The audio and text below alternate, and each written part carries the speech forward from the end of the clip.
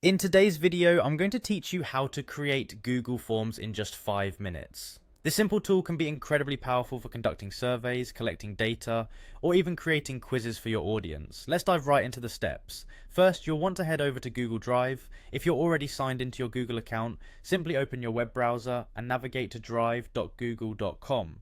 This is your hub for all things Google, and it's where we'll start creating our form. Once you're in Google Drive, look towards the left-hand side of the page and click on the New button. This button is your gateway to creating various types of documents, including the form we're interested in today. After clicking New, a drop-down menu will appear. Scroll through the menu options and select Google Forms. With this, you have two immediate choices: start from scratch with a blank form, or explore some pre-existing templates Google provides, which might suit your needs based on your project or style guidelines. Opt for the blank form to customize your creation from the ground up, or pick an option like a quiz template if you're looking to structure a set of questions and answers. Once you've made your choice, your new form will open automatically. The first action you will want to take here is naming your form. Click on the untitled form and give it a suitable name that encapsulates its purpose. Naming helps not only in organization but also in giving your form a professional touch.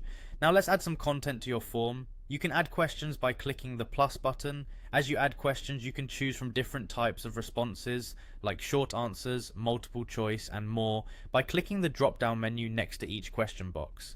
If you want a particular question to be mandatory, click the required toggle option, so respondents must provide an answer before moving on. Once you've added all the necessary questions and customized the types of responses required from participants, look towards the top of the page where you can navigate to the Responses tab.